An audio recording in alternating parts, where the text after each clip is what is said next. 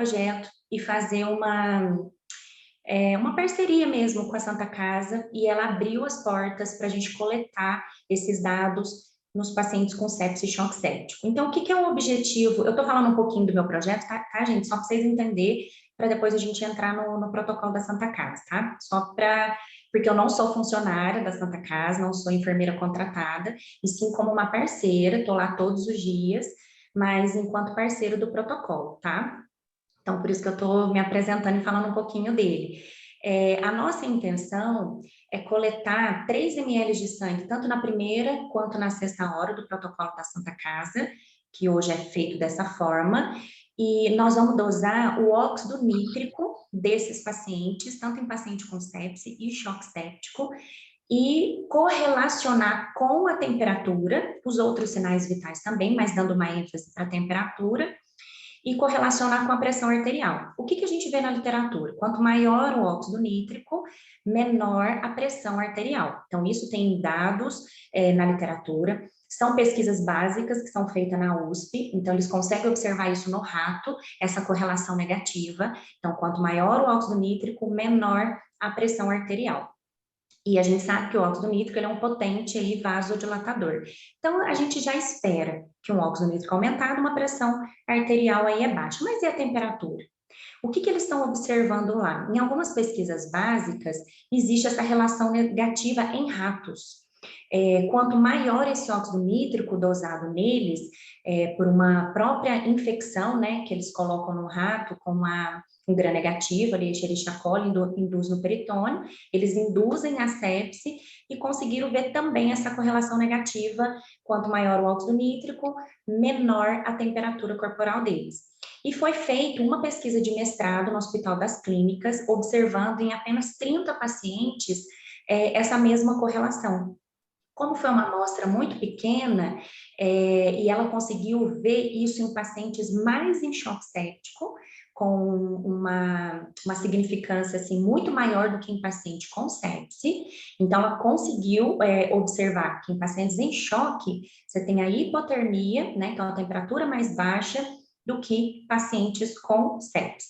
Então, ela quer ver se isso realmente acontece em pacientes com sepse. E que momento na clínica desse paciente que a temperatura começa a cair. E por que que ela cai? Então, é uma hipótese, será que o organismo, ele cai a temperatura com o intuito de menos gasto energético?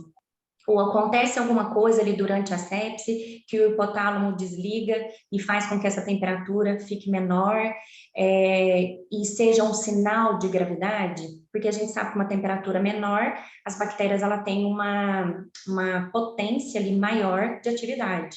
Então, durante a sepse ou no início da sepse, o que que nós observamos na prática clínica? A febre. A temperatura alta, ali acionado pelas citocinas, prostaglandinas, que ativa, né, o hipotálamo, aumentar essa temperatura, também é para diminuir a atividade bacteriana. Mas por que que acontece a hipotermia?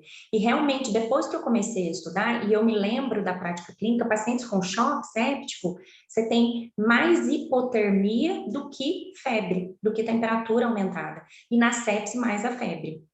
Mas a gente está vendo e observando alguns pacientes também em sepse com hipotermia. Então, o nosso objetivo é fazer essa correlação, ver se existe realmente, em qual momento essa temperatura cai, se o óxido nítrico ele participa. Na verdade, nós não dosamos o óxido nítrico, porque nós sabemos que ele é volátil, ele perde-se muito rápido quando ele cai na corrente sanguínea. Nós vamos dosar o substrato dele, que é um nitrato ou nitrito. Tem um aparelho lá no laboratório e aí ele consegue fazer a medição desse nitrato. Então, é isso que nós vamos consolidar lá no laboratório. Identificar se ele está aumentado ali no processo da sepse com a temperatura e a pressão arterial. Então, a gente sabe também que o óxido nítrico no processo inflamatório, ele é muito produzido, né, de forma induzida, que é aquele óxido nítrico sintase, produzido pelas nossas células imunológicas, e a quantidade é muito maior do que aquelas que são produzidas no nosso endotélio, que a gente sabe que nós temos normalmente, né, ali no endotélio vascular ou na parte cerebral. Então, o induzido pelas nossas células imunes frente a uma inflamação, frente a um processo de infecção, é muito maior. Só que essa quantidade exacerbada, ela é deletério para o organismo. Quanto maior a produção, maior essa vasodilatação e o risco aí desse paciente entrar em choque. Então, eu acho que é um projeto que vem não dar uma autonomia, eu não penso assim, mas eu acho que vai dar um conhecimento da fisiologia para a enfermagem, principalmente na detecção precoce. E assim, nós estamos com um projeto piloto dentro do doutorado de avaliar se a temperatura ela é não um preditor, mas um marcador de, como é que chama, gente? Um marcador de gravidade. Tem uma aluna que está fazendo um projeto parecido lá em São José do Rio Preto, e nós vamos comparar alguns dados meu com o dela e traçar um projeto piloto, talvez de incluir aí no futuro a temperatura como gravidade e, quem sabe, ela também entrar dentro do score SOFA, que hoje nós sabemos que o score SOFA, que é muito realizado dentro das UTIs, não tem a temperatura como base, como marcador ali de gravidade. E dependendo, claro, que não só dessa minha pesquisa, quando a Thaís também em São José, outras virão, também denotando aí se realmente essa temperatura ela é um marcador de gravidade ou não. Então, esse é o nosso objetivo, e a Santa Casa, assim, abriu as portas para a gente fazer essa coleta dos pacientes lá, tanto com sepsis e choque séptico. Então, a minha entrada dentro da Santa Casa é sensibilizar os enfermeiros quanto essa dinâmica, essa visão, esse start, né, para a sepse. E por que ela fez, né, ela achou bacana essa parceria? O ano passado, pelos indicadores aí da Santa Casa, teve um número muito pequeno de abertura de protocolo. Eu acredito também que por conta aí da pandemia, não que o olhar saiu da sepse, né? A preocupação ali com o Covid, aquela coisa nova, novos protocolos, eu acho que deixou um pouquinho de lado a documentação desses pacientes com sepse. Acredito que deve ter tido toda a conduta necessária, mas não a documentação dentro do hospital. E com isso os indicadores caíram muito. Então, quando eu entrei em janeiro, ela falou, Nery, eu acho que essa parceria vai ser legal, porque é uma forma de sensibilizar a equipe de enfermagem, a equipe multi, conversar com os médicos. Eu já tive um bate-papo aí com alguns residentes, não foram todos, mas eu já conversei com alguns residentes também. E porque é um protocolo multi, né? Não é um protocolo só da enfermagem, é dos médicos também. A fisioterapia ali é muito importante dentro da UTI. Então, é uma parceria que eu vou introduzir com conhecimento, pouco que eu sei, mas tentar ali mostrar para a enfermagem o start para a detecção precoce, porque hoje a gente sabe que eu sou da época, né, quando bem introduziu o protocolo de sepsis, muitos anos atrás, que quando a gente viu CIRS alterado, né, lactato alterado, já era sepsis. E hoje nós sabemos que os sinais de CIRS, na verdade, ali ele vai estar ligado com o processo inflamatório, mais uma disfunção, aonde eu vou dar o diagnóstico de sepsis para esse paciente. Então, que a enfermagem que está ali, beira-leito, médico a beira-leito, né, que vai identificar primeiro esses sinais inflamatórios naquele paciente e com essa disfunção para fazer esse diagnóstico ali da sepse. Então, eu acho que é importante a enfermagem ter esse olhar diferente e trazendo sempre a fisiologia, porque é uma dúvida nossa. Eu falo porque eu dei aula 5 anos na graduação de enfermagem e fisiologia, né, as morfo da vida, se aprende no primeiro, segundo, terceiro período. E eu vejo muitos professores não associar essa teoria, essa fisiologia com as práticas clínicas no final da graduação. Então, é uma fragilidade hoje nos ensinos de graduação, principalmente na enfermagem. Então, eu estou ali com o intuito de apoiar esses enfermeiros a enxergar esses sinais, esses primeiros sinais ali inflamatórios, pensar em sepse.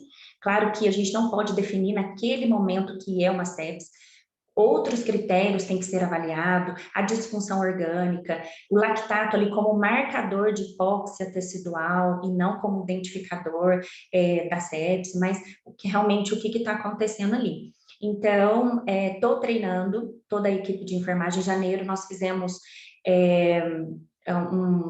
muitas reuniões, conversei bastante com os enfermeiros, ainda não com os técnicos, mas principalmente com os enfermeiros júnior. Conversei também com alguns residentes, agora os contatos com os médicos mesmo, acho que é a primeira vez que eu estou aqui. Então, o nosso objetivo é apoiar a enfermagem, é fazer com que eles tenham um olhar diferente para esses sinais, detectar precocemente e não deixar que esse paciente entre em choque séptico, que nós sabemos que é um desfecho ruim em relação à sepse, e que os pacientes morrem muito mais com choque séptico do que a sepse, tá? Eu vou projetar aqui os dados da Santa Casa, para depois a gente fazer uma discussão também. Deixa eu só ver aqui aonde que é o Zoom. Eu estou acostumada com o Google Meet e o Teams. Aonde que projeta? Doutora André, se puder me ajudar, peraí, deixa eu achar aqui. Não, aqui não. Achei.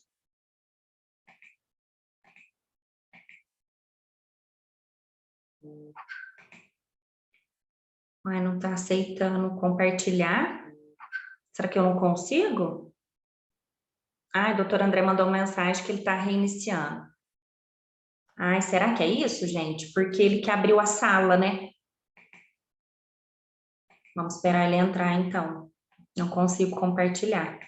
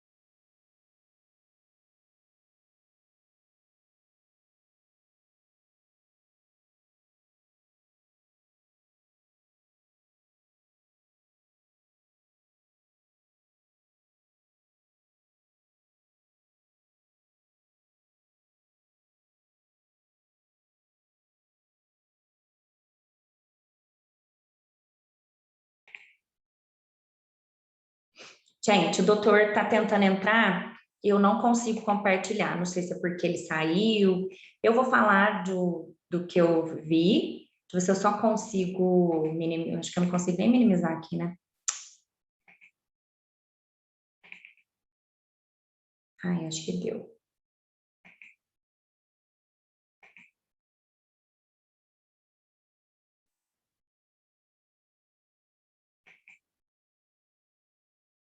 Pessoal, vocês estão me ouvindo certinho aí? Se alguém puder falar só nele, tá tudo certo. Tudo certo, Ney. Tá certo? Ai, obrigada. Ó, eu não estou conseguindo compartilhar, eu vou sair daqui, mas eu vou falando para vocês. Depois eu tento mostrar a tela, nós fizemos todos os gráficos, tá? Mas eu consigo dar uma olhadinha aqui. Bom, o ano passado, de março até dezembro de 2020, nós tínhamos aí uma abertura de protocolo, tipo em março de 14, e isso foi caindo gradualmente até dezembro. Em dezembro de 2020, gente, nós abrimos apenas um protocolo de sepsis no hospital todo, tá? Então, acho que foi uma das preocupações também, quando a Josi viu esses indicadores, de ter esse apoio, de sensibilizar na abertura dos protocolos e realmente ter essa atenção especial para a sepsis. Nesse ano, em fevereiro, nós abrimos 15 protocolos e em março abrimos já 27 protocolos, tá? No mês de abril, hoje é o último dia, né? Praticamente quase o último dia aí, tem mais 2, esse mês é 30, né?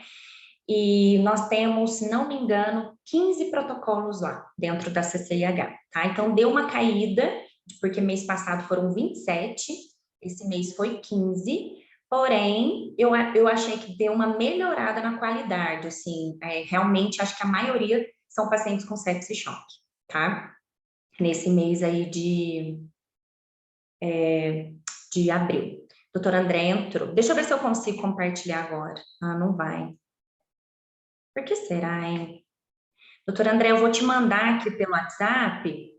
Se você conseguir projetar, talvez é melhor. Peraí. Você pode fazer o seguinte... Não entra? Oi? Será que não projeta? Faz o seguinte, você não está conseguindo baixar colocar no share screen seu? Não, ele dá erro. Fala aqui, ó, que não está disponível para o participante compartilhar slides. Eu acho que eu não sei, eu não estou muito acostumado com o Zoom. Você pode fazer o seguinte, eu acho que, de repente, você manda, eu abro ele aqui e vou passando à medida que você mandar, então, né? Porque ele não está... Interessante. Deixa eu É porque abrir. senão vai ficar só eu falando. Mas por mim, sem problema. Senão vai ficar só eu falando, né? Sem mostrar nada para o pessoal. Eu vou te mandar aqui no WhatsApp. 2 minutinhos, peraí. Deixa eu ver aqui uma coisa.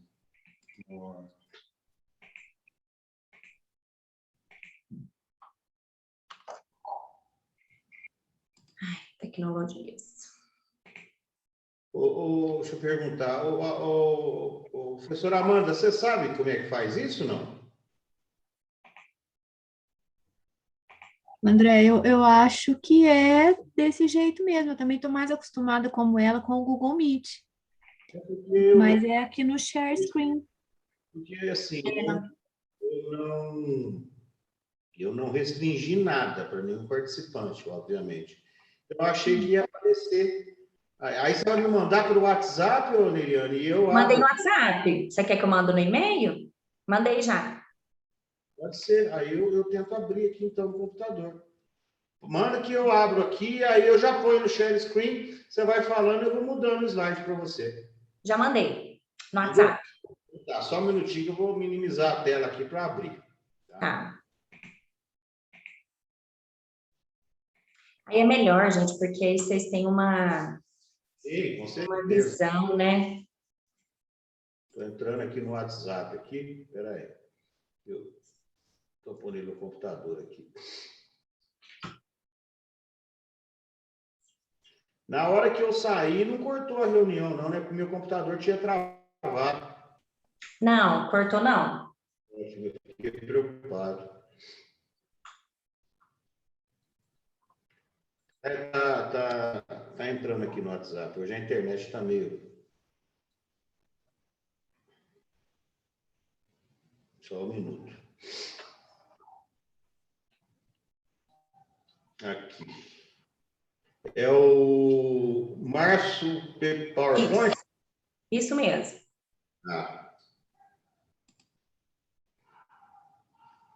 Então, gente, quando ele vai abrindo aí, nós vimos um aumento de abertura desse protocolo aí de fevereiro para março. Então, em março nós tivemos 27 e abril está mais ou menos aí uma média de 15.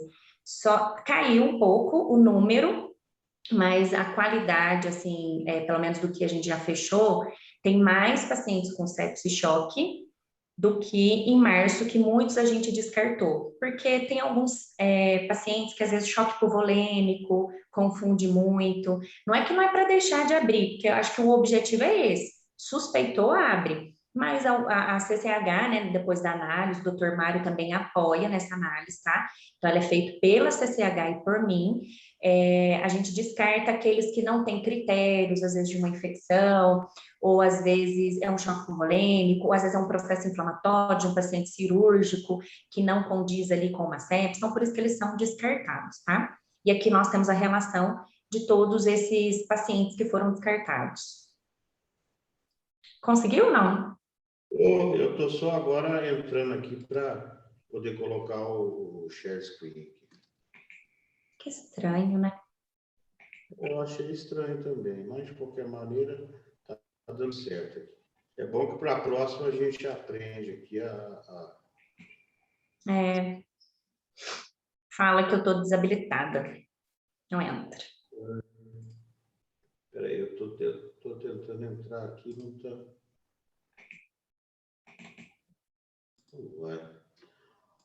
Agora não está... Deixa eu ver aqui, fechar aqui.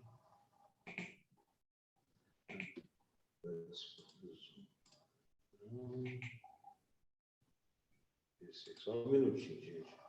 Já abriu o teu slide aqui já. Ele não está entrando agora, é no meu aqui. Eu não sei o que está acontecendo. Ixi.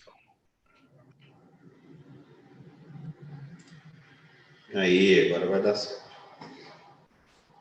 Só um minutinho. Acho que agora apareceu aí, não apareceu? Tá entrando. Tá entrando, né? Espera aí que eu vou passar do começo aqui agora. Ah, agora entrou. Para mim entrou aqui. Eu pus para entrar no começo aqui, apresentação.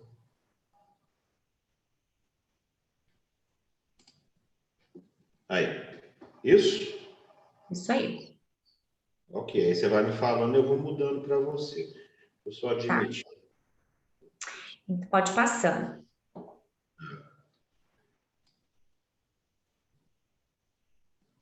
Pode passar. Pode passar? Pode. Esse aí eu já falei, que era do ano passado, números abertos, pode passar. Aqui que eu já falei também, tá vendo? O aumento que nós tivemos em março. Aqui, pode deixar aí.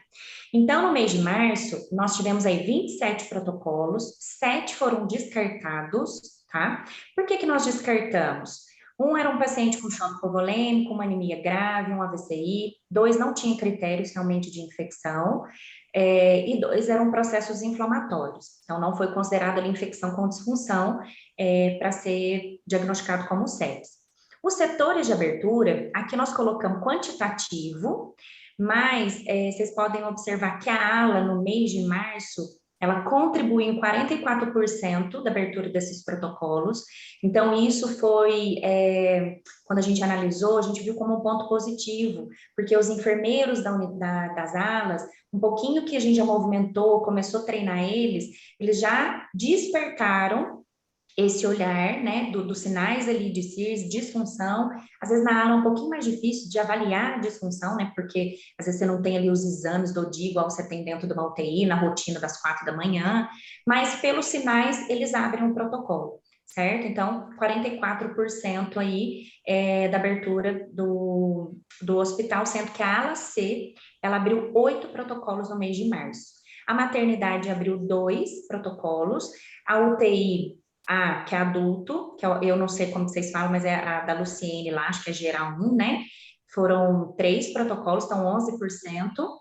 A CTI da urgência, que é uma coisa nova, que abriu agora, e já abriu também um protocolo, e a urgência, que abriu 9, então ela contribuiu aí com 33%. Nós colocamos aqui uma atenção ao setor da CTI-D, que não teve nenhuma abertura de protocolo. Então, a gente pôs para até mesmo chamar a atenção dos enfermeiros, né? Será que realmente não teve, ou passou batido? Ou o que aconteceu nesse mês que a UTI não fez nenhuma abertura, tá? Pode passar.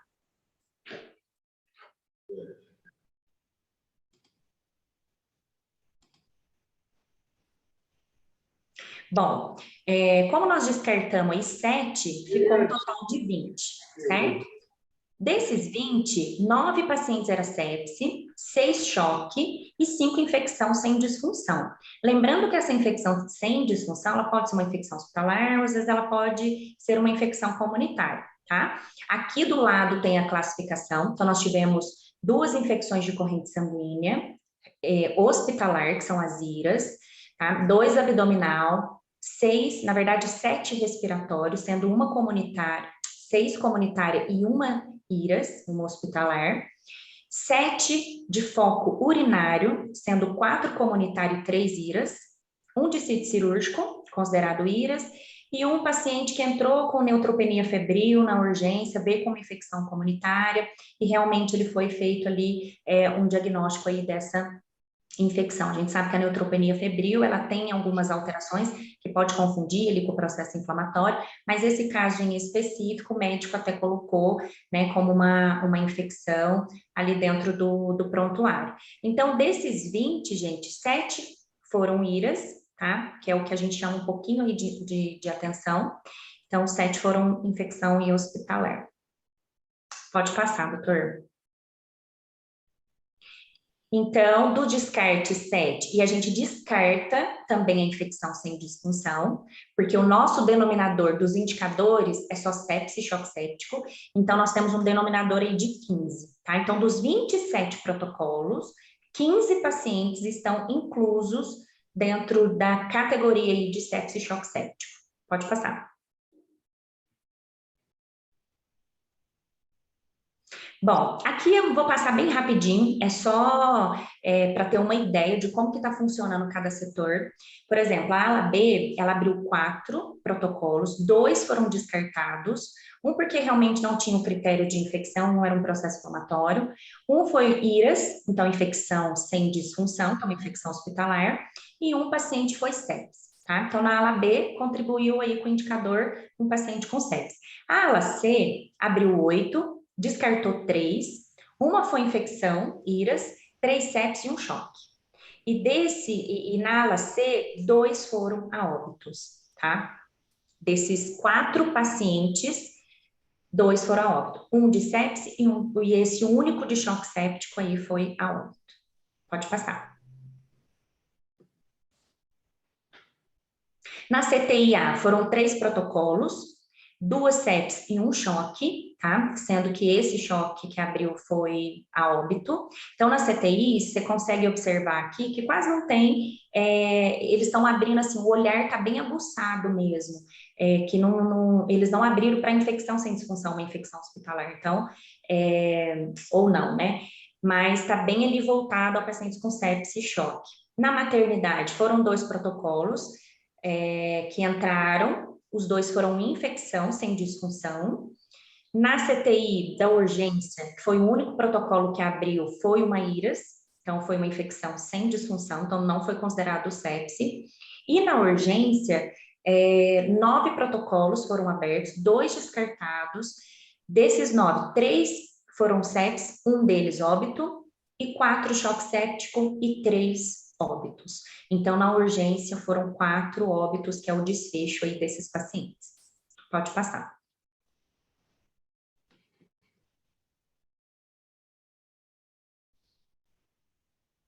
Aqui é um indicador de processo, que é um indicador que a Santa Casa segue, que é uma normativa do ILAS.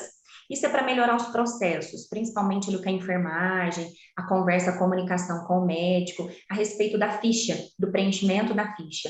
Então, o que está 100%? O que está andando certinho? É a coleta do lactato na primeira hora, a hemocultura, o antibiótico correto, ele está certinho, assim, com foco direcionado. Quando não tem foco, entra com mero e vanco. Quando o paciente tem uma insuficiência renal, eles associam, então, o mero com a linezolida. Então, isso está fluindo, né? O que, às vezes, pega no indicador é o protocolo da sexta hora. Muitos pacientes, às vezes, não têm condição, eu acho que, se não me engano, um deles aqui, por isso que caiu o nosso indicador, não tinha condição de coleta da sexta hora. Um foi óbito antes da sexta hora, tá? Que era um paciente com choque. Então, são fatores inerentes ao paciente, não tanto de erro ali, ou de coleta, ou da enfermagem, ou da atuação multidisciplinar. Então, foram fatores aí inerentes. O que nós precisamos melhorar é a comunicação médico-enfermagem, principalmente na abertura. Se vai abrir o protocolo de sepsis, tem que unir junto, porque a enfermagem abre a ficha, o médico faz uma pequena evolução, e tem que entrar com o protocolo da primeira e sexta hora, que é da Santa Casa. Então, como que é feito o protocolo hoje?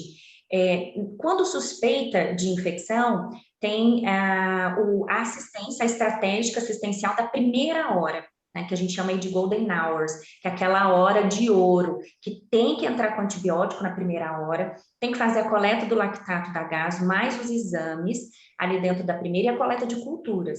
O que está hoje dentro do protocolo? Hemocultura e urocultura. As outras secreções ou outras culturas é opcional se o médico achar que é pertinente.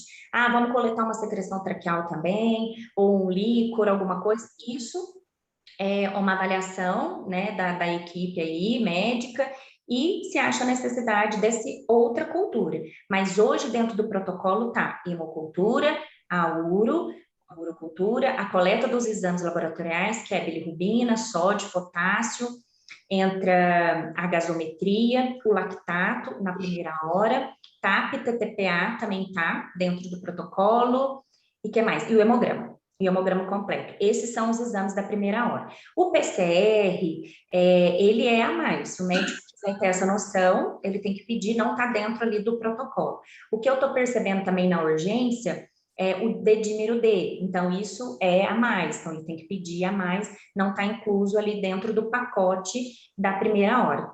Então, a primeira hora até que ela flui bem. Na sexta hora, o que tem que coletar? O lactato e a gaso. Então, tem que ter esse pedido do lactato e a gaso, até para ver se há necessidade de volume ou não, se entrou, se melhorou. Então, o que está deixando, assim, um pouquinho o nosso indicador baixo é a sexta hora. Às vezes, a não entrada, não às vezes do exame, mas se tem a necessidade de volume, não entrou, a gente não consegue avaliar isso pela evolução e pela ficha por falta de descrição. Eu não consigo ali avaliar se aquele paciente entrou com vasopressor ou se ele entrou com volume naquele pacote da primeira hora e naquele pacote da sexta hora, entendeu? O que eu consigo, eu entro dentro do sistema e eu olho na prescrição médica. Ah, tinha uma nora lá prescrita. Mas será que entrou depois do pacote da sexta? Ou foi na primeira? Ou foi durante? É isso que a gente está com um pouquinho de dificuldade de entender essa dinâmica, principalmente do volume, tá? Se entrou ou não com volume, a enfermagem às vezes deixa de escrever, às vezes a gente não consegue ver que tem na prescrição lá o volume, mas será que entrou na primeira, na sexta, ou era um soro, mas teve uma necessidade de introduzir um volume, né? Pensando aí na hipotensão refratária, não corrigiu, entrou com nora, em que momento isso está acontecendo?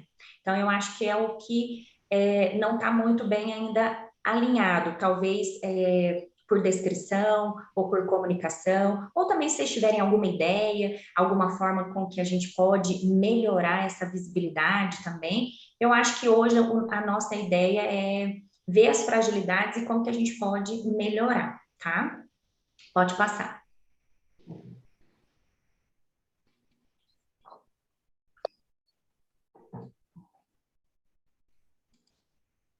Aqui é um outro indicador, que é a letalidade, é um indicador de resultado. Então, a gente avalia aí o desfecho desses pacientes. Então, nós tivemos uma letalidade desses pacientes em ala de 40%. Então, na ala B teve 2 óbitos. Na CTI-A, 33% de letalidade, um óbito. E na urgência, é a maior letalidade, 4 óbitos com uma taxa aí de 57%. Isso discriminado por setor, tá? Pode passar.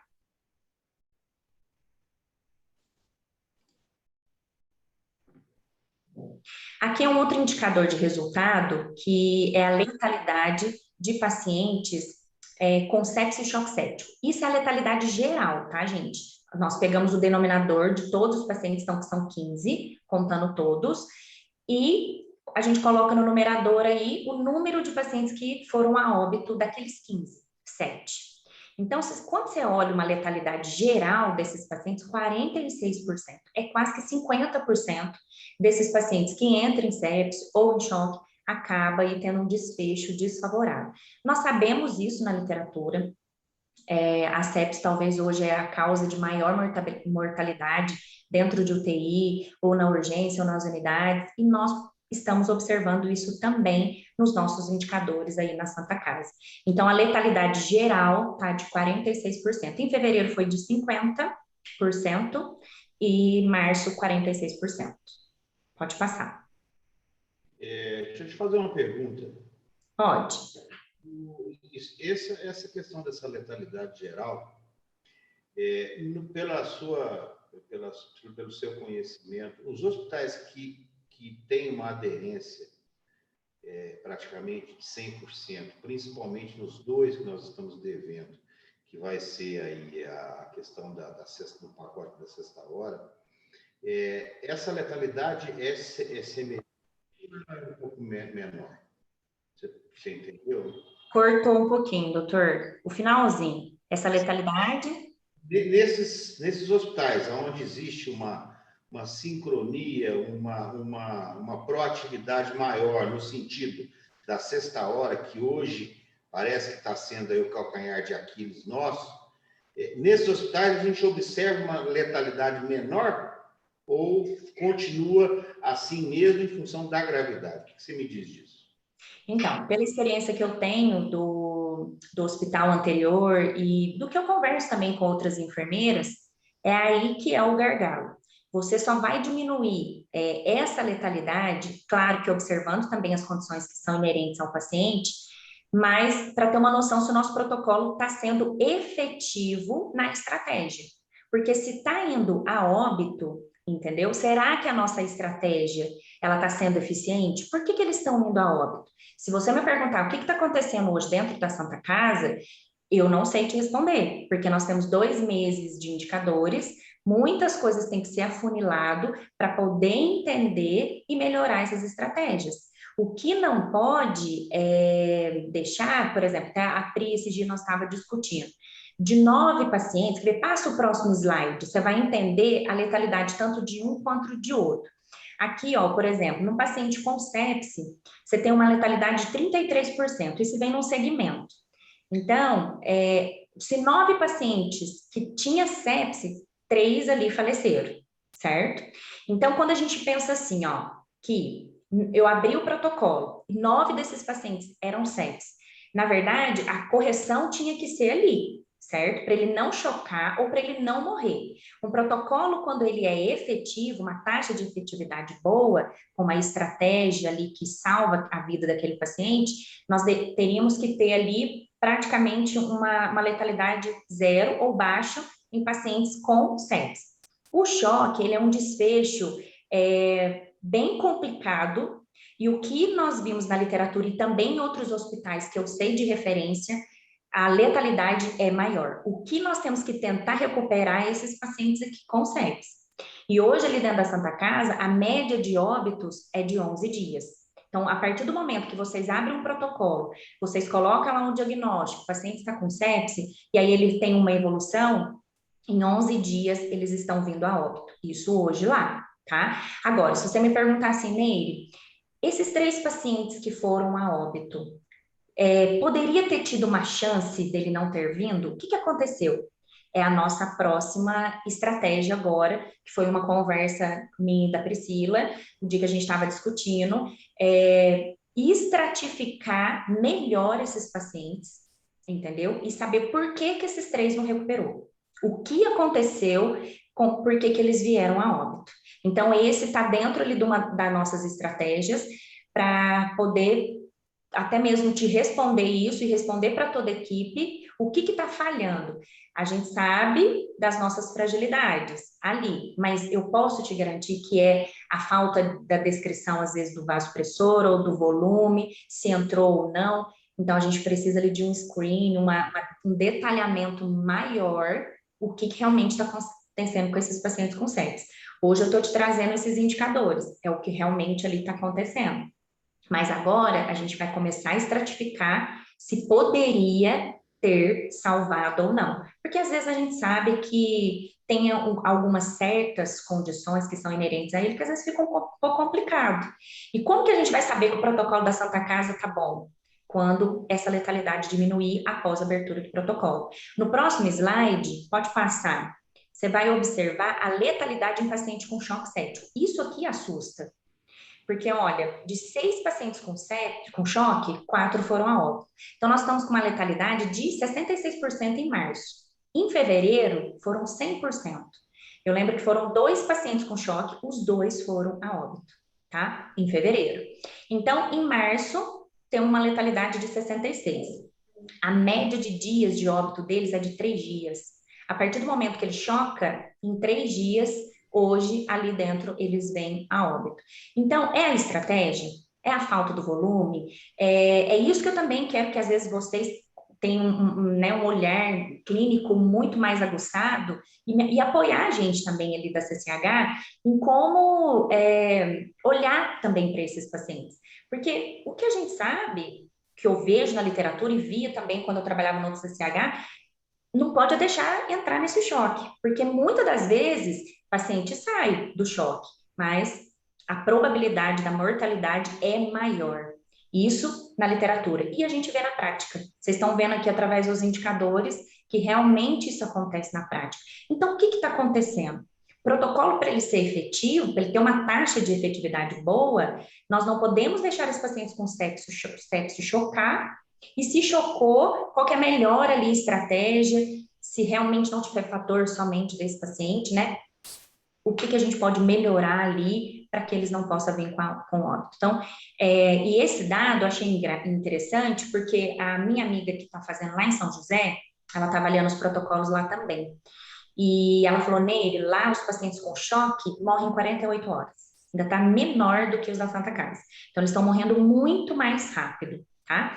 E depois, eu queria também trazer uma coisa para discussão, que é uma dúvida que eu tenho, às vezes, principalmente na hora de fechar.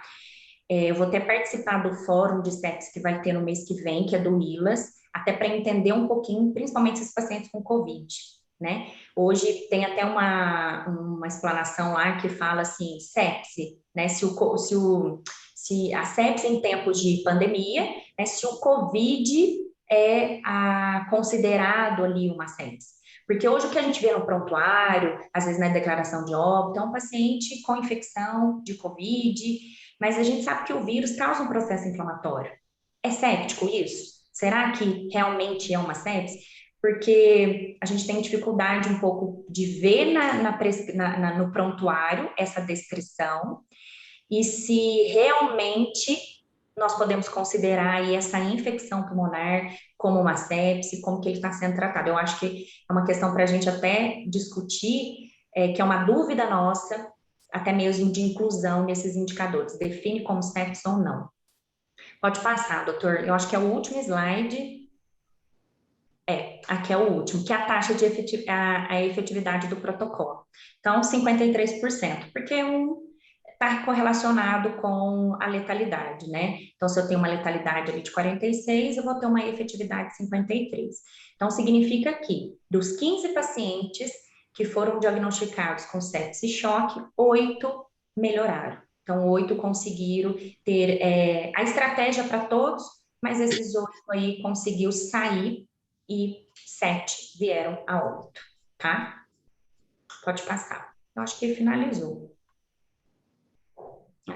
Aqui nós colocamos só para fazer uma discussão mesmo, que era a questão, o que a gente tem que melhorar? Então, é essa descrição da entrada do vasopressor, do volume, então ter uma melhor comunicação aí com a enfermagem, equipe médica, então fazer um trabalho legal, né?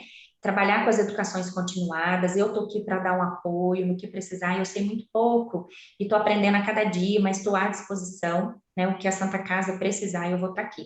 E principalmente começar a dar o feedback para as equipes. Nós já começamos a fazer isso, né, para a equipe de enfermagem.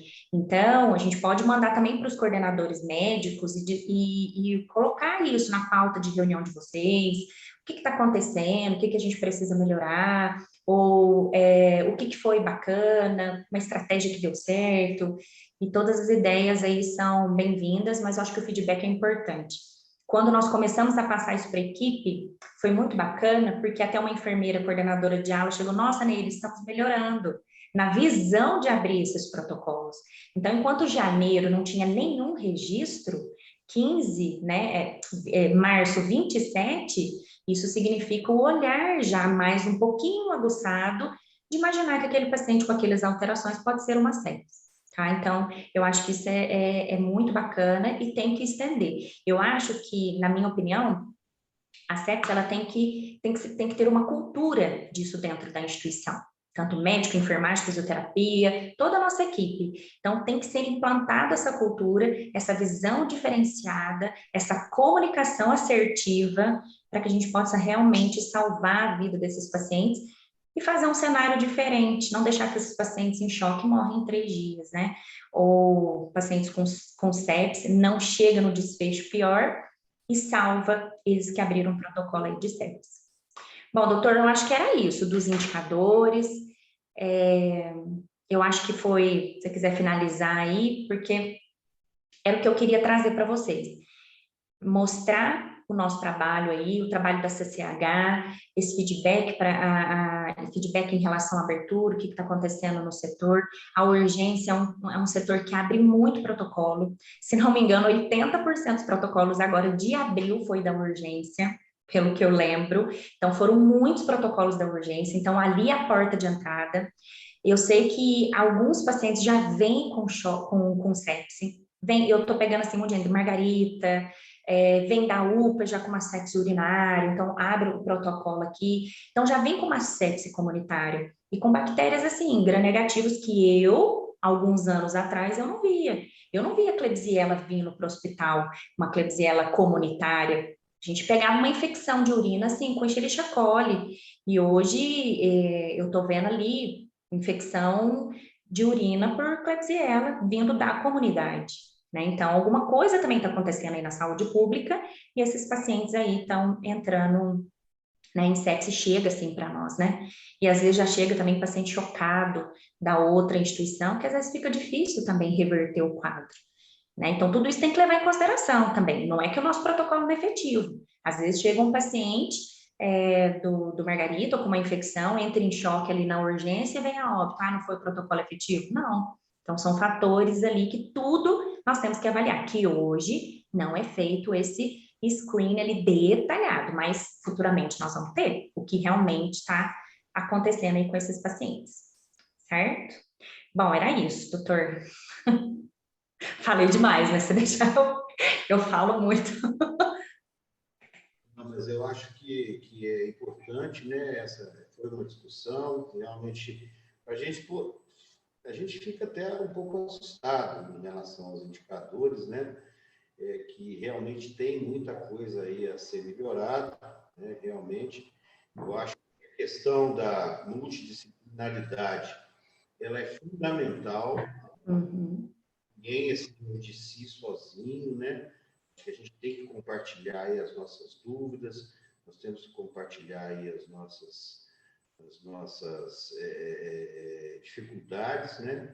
Exatamente para poder compor aí uma trajetória mais adequada dentro dessa questão aí hoje da sepsis, né? Aí, assim, eu jogo isso assim para os colegas, né? Os coordenadores que estão aí, para os colegas médicos. Quer dizer, o que está acontecendo? Será que a gente está, nós, enquanto médicos, nós estamos pecando ali na questão da sexta hora? De repente, existe uma sobrecarga de doentes graves e nós estamos deixando de ver e checar esse clareamento de lactato, essa otimização do volume.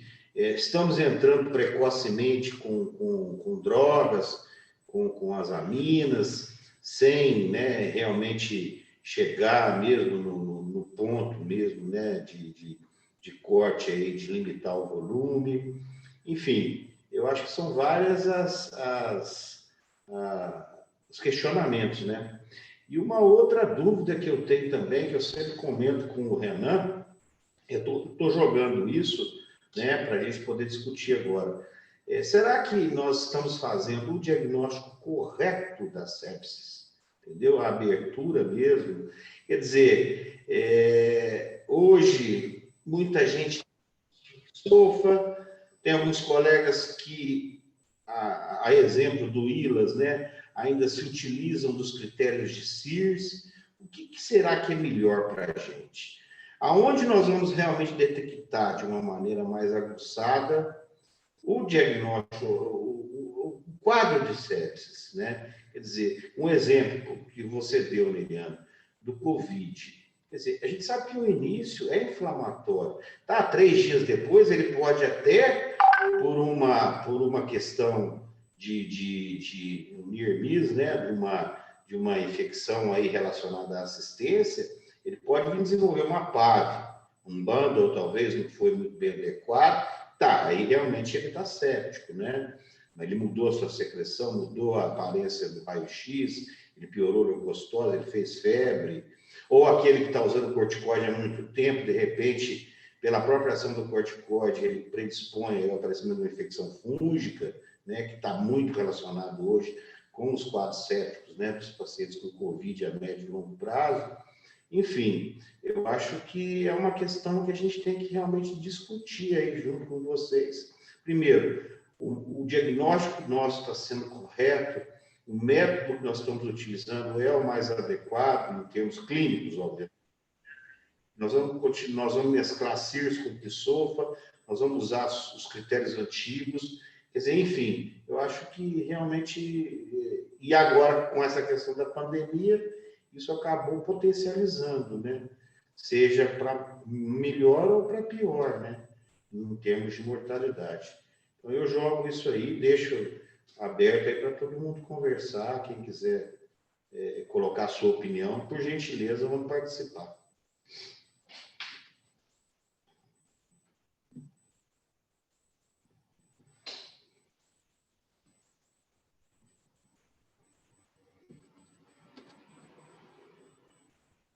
E aí, gente?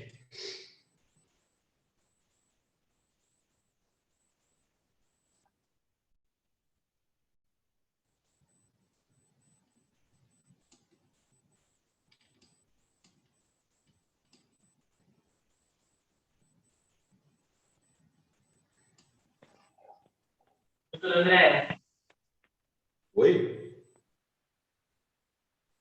como é que fica a câmera aqui? Eu vou falar um pouquinho. Está cortando um pouquinho quem está falando? É a Priscila. Ô, Priscila, Gente,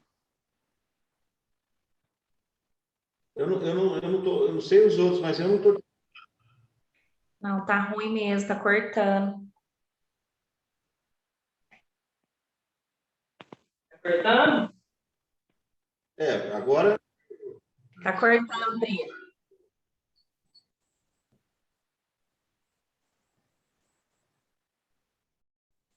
E aí?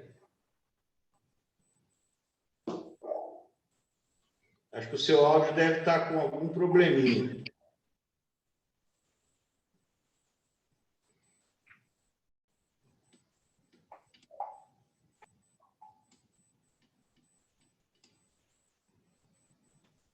Tá apertando?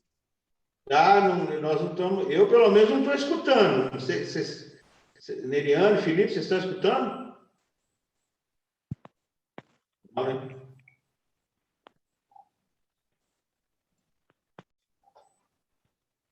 O Pri sai e entra de novo.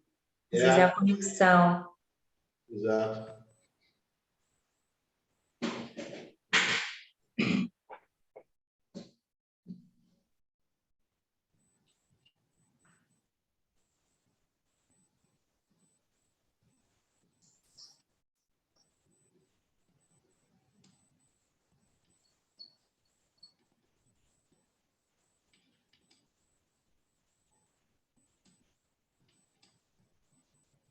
Eu acho que ela deve estar com alguma dificuldade.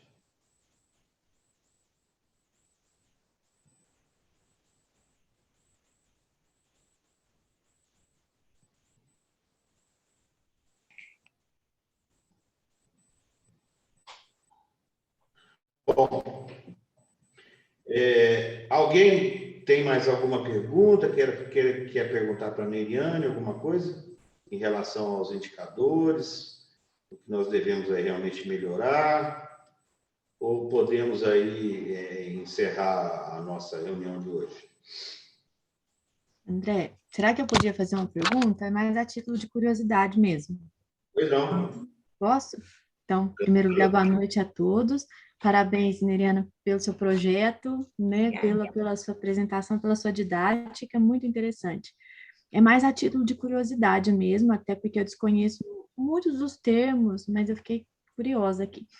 Quando a gente fala em sepse, assim, em que momento o agente patogênico, né, o micro-organismo que está envolvido nessa situação de sepse, em que momento ele é identificado? né? Assim que é detectada uma situação de sepsis, assim que o protocolo é aberto, aí já o passo seguinte já seria a identificação desse agente. Como que funciona isso no ambiente hospitalar? Por exemplo, quando o paciente ele apresenta algum processo, tem um processo inflamatório, né? Que aí em seguida vem o CIRS com alguma disfunção, desconfia de ser uma sepse, porque a princípio não tem como a gente saber realmente se é uma sepse ou não, porque o que a gente tem em mãos é o quê? É um CIRS alterado, devido ao processo inflamatório. Eu sempre costumo dizer assim, é uma dinâmica que eu também sempre tenho comigo na prática, que o micro-organismo entrou, você vai ter aquele processo inflamatório primeiro, né? Daquele processo inflamatório, se o nosso organismo, ele tende a ter uma homeostasia, ele tende a voltar ao normal, num processo inflamatório normal. Só que em algumas situações, principalmente paciente hospitalizado, com vários dispositivos, bactéria gram-negativa, ele não consegue fazer essa homeostasia, ele entra em CIRS, começa a ter aquela disfunção, e aí quando você identifica nem é tanto a disfunção, mas o CIRS alterado, uma pressão baixa, você pega o exame do dia, você tem uma leucocitose, né, uma temperatura, normalmente, no primeiro momento, você tem uma temperatura alta e não a hipotermia, que é o que eu tô querendo verificar, sabe? Então, você vai ter uma temperatura, taquicardia, taquipneia, hipotensão, naquele momento você abre o protocolo. E aí a gente tem um chamado de o Golden Hours, que é a hora de ouro. Dentro de 1 hora, após a identificação, você colhe a cultura, certo? Uro e hemo, tem que ser dentro da 1 hora. Colhe as culturas, colhe os exames laboratoriais que está dentro do pacote, entra com o antibiótico para esse paciente, e o lactato, ele sai em 15 minutos. Acho que no máximo 30 minutos o lactato está pronto. Então, precisa entrar com volume dentro da 1ª hora, então já inicia. Não precisa. Esse paciente tem que ser reavaliado até a 6ª hora, porque na 6ª hora colhe um outro lactato, um agaso, e vê se tem necessidade do volume do volume ou até mesmo do vasopressor. Então, a identificação do micro-organismo é na 1ª hora, porque é ali que a gente vai coletar as culturas. Na verdade, a gente só vai ter esse resultado depois de mais ou menos 3 dias. A urocultura ainda ela sai até antes. Então, por isso que quando não tem um foco definido, hoje dentro do protocolo, você entra com vanco e mero, que é o protocolo de sem foco, certo? Então, é o que está lá. Se o paciente tiver com já uma lesão séptica renal ou uma insuficiência renal, então acaba eles trocando a vanco pela linezolida, que é o que a gente está observando na prática lá. E se ele tem um foco direcionado, não, estou desconfiando que esse paciente está com uma infecção urinária. Tem uma tabelinha, todos os setores, tem uma tabela que o Dr. Mário, né, colocou no protocolo de sepse, e tem o antibiótico direcionado. Então, é a ceftriaxona que vai para a urina, é um cefepime que vai para a parte respiratória. Então, isso a gente consegue identificar ali dentro da 1ª hora. Então, esse micro-organismo, a gente pega ele na 1ª hora. Pode ser que esse paciente, sei lá, depois de 3 dias ainda ele não melhora e você colhe uma cultura, vem positivo, isso pode acontecer. Mas hoje o que a gente observa na prática, dentro da 1ª hora, nós conseguimos pegar esse micro-organismo, ou na urina, ou na hemocultura. Às vezes a gente pega nos 3 sítios, tanto na secreção traqueal, na urina e na parte da hemocultura, às vezes o mesmo micro-organismo. Então é dentro dessa 1ª hora, é ali que a gente pega esse micro-organismo. E depois que saem esses resultados, a gente avalia esse desfecho, como que foi conduzido esse paciente, né? E para poder fechar o diagnóstico, realmente era uma sepse, ou não era uma sepse, ou esse paciente ele chocou. Às vezes a gente observa que no outro dia, esse paciente já... que eu peguei esses dias um paciente, acho que no pronto atendimento, na 1ª hora, ele já veio chocado, né? Na 1ª hora ele tinha um lactato de 7. E aí eu vi que o médico nem esperou a 6ª hora. Depois de 4 horas ele coletou de novo, estava 9. E na 6ª hora que a enfermagem coletou, estava 14. Às 8 horas da noite, essa pessoa foi a óbito. Entendeu? Isso foi do mês de fevereiro. Então, eu não esqueço disso. Então, ele dentro da 1ª hora, ele já viu, já entrou com o vasopressor, já entrou com o volume, não só baseado ali no lactato, mas na clínica também do paciente. Mas, infelizmente, ele veio a óbito aí com lactato de 14, isso eu não esqueço porque acho que eu nunca tinha pegado, assim, um lactato de 14, né, na sexta hora, então me chamou a atenção. Então, a gente consegue identificar na primeira hora, pega esse micro-organismo. Entendi. Ô, Neriana, e assim, se a gente não pensar na condição clínica do paciente, como esse que você disse, né? Ele chegou, possivelmente era alguma condição, alguma disfunção imunológica, geralmente nesse sentido. Assim, de acordo com os seus estudos na sua área, o quanto a virulência do micro-organismo, o tipo, primeiro tipo, né? Se é um gram positivo, se é gram negativo, se é fungo, o quanto o tipo de micro-organismo e a sua virulência podem estar correlacionados a esse desfecho do paciente. O desfecho óbito, no caso, né? Desfecho óbito. Ou a melhora, ou aqueles. Tem algum marcador nesse sentido? Olha, Alguns estudos doutora, mostram isso? olha, o que eu sei, até pela minha experiência, assim, né, de CCH, que bactérias gram-negativas, elas têm talvez não uma virulência, mas um perfil de sensibilidade talvez menor do que uns gram-positivos, ou às vezes que não seja, até mesmo pelo perfil da parede da bactéria, né? Uma gram-negativa, a parede dela já é diferente da parede da gram-positiva. Então, a resistência dela a antibiótico, a resistência a até desinfetante de superfície, nós sabemos que é maior em bactérias gram-negativas do que positivas. Não que a positiva não seja uma coisa ruim, né? Mas se existe um marcador de virulência entre o que mata mais, o que tem um desfecho a mais, o que eu via que era bactérias multi-Rs gram-negativas, você tem um desfecho maior de óbito e de infecção maior, uma leucocitose maior. Então, às vezes a gente pega pacientes com uma bactéria não multi-R, não tanto uma leucocitose igual uma gram negativa multi-R, entendeu? Agora, se tem um marcador, uma pesquisa assim de base, eu não vou saber te falar assim exatamente, mas pela minha experiência, a Pri também pode até complementar, gram negativo, ele tem um perfil ali de resistência muito maior, então talvez a chance de um desfecho desfavorável seja pior nos gram negativos. E isso é uma preocupação muito grande na área hospitalar, porque são as bactérias que permanecem muito tempo em ambiente, né? Esses dias nós estávamos até discutindo a CCH, a Klebsiella, ela fica 8 meses numa superfície fixa. Então, é um gram negativo de atenção dentro do ambiente hospitalar, né? Então, às vezes a gente tem aquela preocupação com o estáfilo, que é mão, mas os gram negativos, que ficam às vezes em superfície, monitor, né, pseudomonas, que tem um tropismo ali por umidade, né? Então, você vê ali uma resistência maior desse ambiente, infecção cruzada e talvez um desfecho pior aí para esse paciente. E o professora, só complementando o que a Neriane falou, assim, o que a gente também pode utilizar, esse é o grande problema da sepsis, né? Do quadro infeccioso, de um modo geral, do quadro grave, né? Primeiro, essa resposta desregulada que nós temos, da imunidade inata, que deixa, quer dizer, por que nós perdemos aquele controle local e isso se torna sistêmico? Quer dizer, o dia que descobrirem um medicamento que impeça isso, eu acho que é o medicamento que vai curar a sepsis, né? E, em segundo lugar, em termos de marcadores, né, quer dizer, não existe realmente nada específico em termos assim que vai realmente carimbar a gravidade. O que nós utilizamos hoje, né, em alguns hospitais, é exatamente a dosagem de algumas citocinas pró-inflamatórias, principalmente interleucina 1 e interleucina 6, tá certo?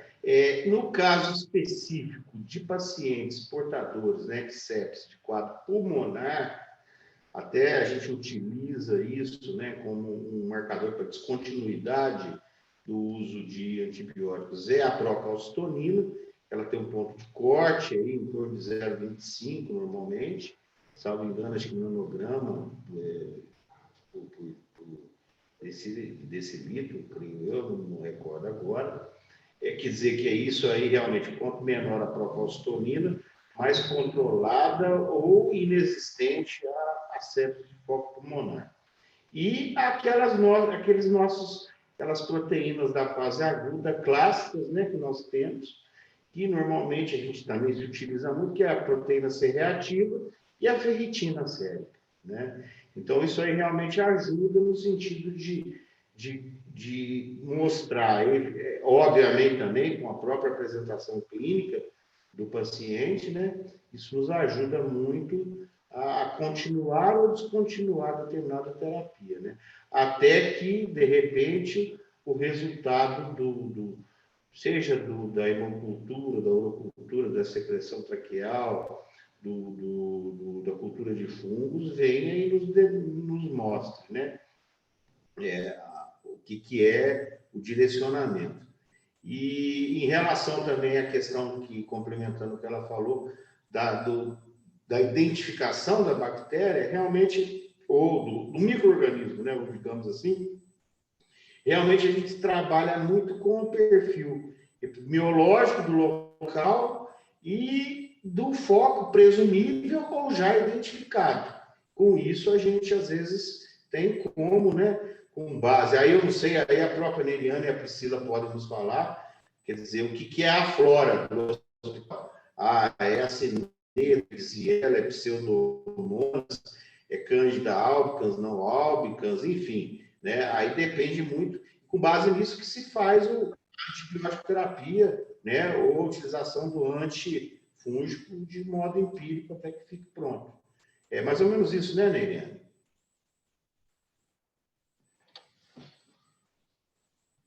Doutora André. É isso mesmo. A Pri vai falar aí. Pri, entra aí. Agora tá cortando ou tá dando para ouvir? Agora Tá dando melhorou. pra ouvir. Pode falar. Nós temos, a gente está tendo dentro do hospital uma prevalência de negativos, principalmente de elas, né, uma prevalência assim comemorativa, né, tinha chegado no hospital. Então, até o indicador de sepsis, que é o de fevereiro, que foram abertos vários, foram 30, né, vai de encontro com a taxa de infecção que nós tivemos em fevereiro. Então, é a maior taxa que nós já tivemos nesse período todo de gerenciamento de indicadores de infecção.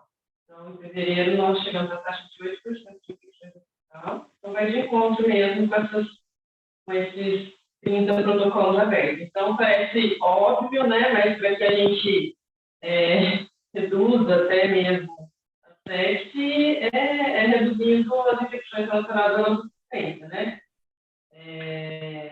Nós sabemos que nós estamos com um perfil completamente diferente de pacientes aí no momento, né? Pacientes com Covid, extremamente graves, né? Que a gente praticamente com um tempo de internação bem prolongado, e isso acaba contribuindo, né?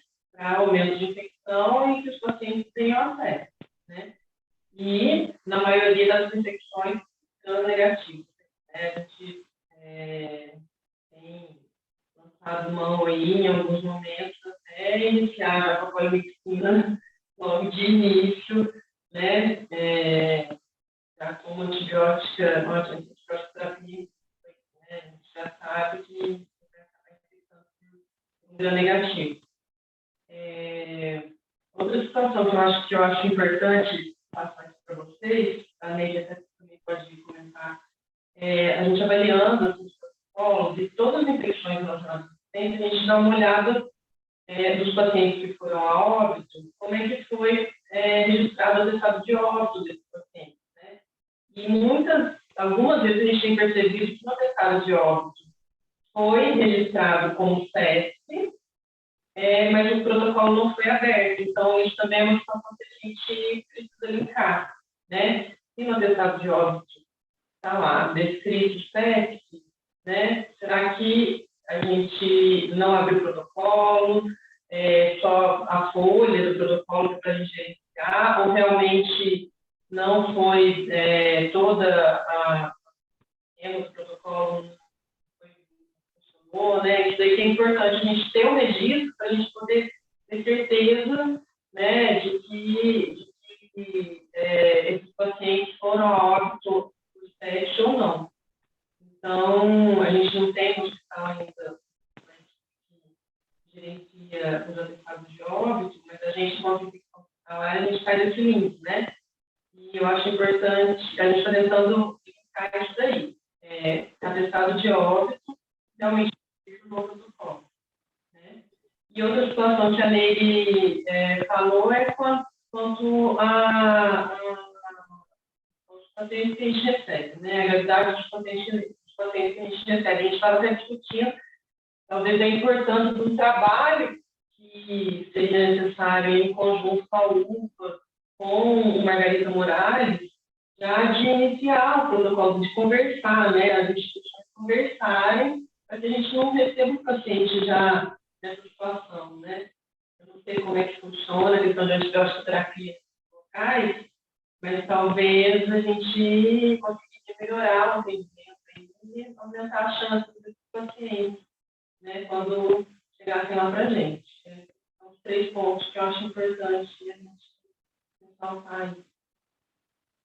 O grande problema é que esses pacientes, eles chegam, às vezes, já com poliantibiótico terapia, já chegam com né, quer dizer, acaba truncando todo principalmente o direcionamento nosso, né, de antibiótico, o resultado de uma hemocultura. Quer dizer, ele chega lá chega o pedido do sulfato, o paciente certo está lá no Margarida, quer dizer, já vem com aquela tarja. Quer dizer, você não sabe. Aí nós perdemos, por exemplo, primeira hora, perdemos a sexta hora por vezes, né? Então, assim, aonde que esse paciente vai entrar em termos estatísticos? O que nós vamos fazer? Nós vamos coletar exame de novo? Não vamos?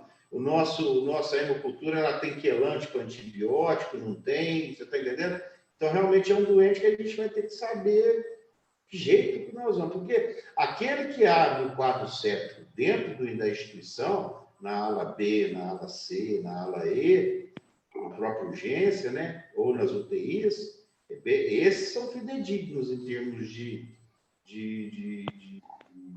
digamos assim, de confirmação ou não do quadro séptico, né? E da efetividade, e vão servir realmente para responder a efetividade do nosso protocolo. Agora, esses que vêm de fora já começa, é comum, né? A gente vê na história, começou com levo, depois foi para ceftriaxona, depois foi para imipenem, aí tiraram o imipenem porque acabou o imipenem, não tinha mais nada, começaram a dar Bactrim do doente, quer dizer, vira uma salada que... Então, acho que esse doente, realmente, a gente não... Claro, nós vamos fazer todo, né? Mas para efeitos de efetividade do nosso protocolo, a gente tem que pensar como encaixá-los, né? Não sei. Talvez eles serão elegíveis ao protocolo, né? Talvez serão excluídos. Eu falo no sentido mesmo de a gente alinhar, né, o que é feito lá na Santa Casa, o que poderia ser feito na UPA, o que poderia ser feito na Margarida. Seria realmente uma maneira bem eficaz, né? Tentar, mesmo que a gente sabe que é difícil, mas começar, né? Começar a plantar essa semente aí desse alinhamento no atendimento, né? Pelo menos naquilo que é referência nossa, né? Em termos de pactuação. Achei uma coisa interessante, até anotei aqui, que eu vou começar a observar também. Essa questão que você falou do paciente que vem de fora, aí tá grave, chocou, porque hoje ele entrou ali, né, dentro do nosso indicador, pode ser que ele esteja caindo. Talvez fazer um indicador separado, uma estratificação, porque às vezes ele chega ali, abre, então ele tá dentro do nosso protocolo, mas talvez excluir ele, então, do denominador. Se for um paciente que tiver um diagnóstico de sepse lá e vem para cá, não sei se vocês estão conseguindo me entender, mas assim, que a gente consiga visualizar isso na evolução de vocês também. Perfeito. Travou. O seu microfone, né? Você está sem som. Talvez não excluir do indicador, porque a gente está olhando. Não excluir de análise, mas talvez do nosso denominador para não abaixar ou aumentar o nosso indicador aí, entendeu? Então, talvez é uma estratégia que eu anotei que eu achei interessante esse olhar, fazer uma, né, Pri, uma estratégia diferenciada para esses pacientes.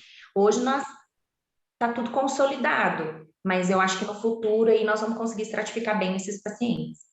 Porque ele já chega muito mexido, né? É. De terapêutica, né? Muito bem. Alguém tem mais alguma pergunta? Oi, André. Ô, Beto, boa noite. Como é que tá? Tudo bom, bem? Oi, Oi. pessoal. Liriane, parabéns pela apresentação. E foi uma É. ótima opção ter escolhido a sua parceria aí. Você vem trazer, acrescentar para a Santa Casa. E graças aí a Priscila, o Mário, o pessoal que trabalha no CCIH, que é um departamento muito atuante aí. O que eu queria dizer é que a gente está vivendo um momento muito atípico, né? E pacientes com uma complexidade diferente, controle de medicações, controle de materiais, a próprio controle da CCIH fica difícil, né? Mas eu acho que em algum momento nós vamos voltar ao normal. E aí eu vejo que a sepsis é uma coisa que a gente não pode falhar, né? A gente perde muito paciente com sepsis precoce sem o tratamento, né, adequado inicialmente, sem o diagnóstico adequado. Eu entendo assim, parecido com lavar a mão, né? Quer dizer, a gente pode ter várias outras filigranas, mas assim, se você lavar a mão, você vai reduzir muito, né? Vai ter um impacto grande na redução da infecção hospitalar. Da mesma maneira, se você fizer um diagnóstico precoce de sepsis, você vai ter uma redução significativa. Claro que depois vem as filigranas, mas eu acho que esse protocolo é fundamental que todo hospital entenda, né? E eu acho que essa parceria aí com a Neriane foi muito boa, espero que esse trabalho dê bons resultados e que tenha sucesso aí na sua pesquisa. E a gente agradece muito aí essa iniciativa do pessoal da CCIH, a iniciativa do André, que tem feito essas aulas, que eu acho que não tem como ser diferente. A gente pretende ser um hospital escola, um hospital de educação, e eu acho que isso aí é o embrião de uma coisa muito boa. Tá bom, André? Então, parabéns para vocês todos aí, e em nome da diretoria aí, né, eu agradeço a vocês e que isso continue regularmente, e isso é importantíssimo para a instituição. Um abraço para vocês. Outro. Bom, gente, eu acho que a gente pode encerrar, né? Alguém mais quer fazer alguma colocação? Bom, Neriane, eu agradeço muito a sua presença, a Priscila, né? Fundamental realmente, né? Corroborando as palavras do Alberto, essa atuação da CCIH e tudo que vocês estão trazendo de bom para a gente aí.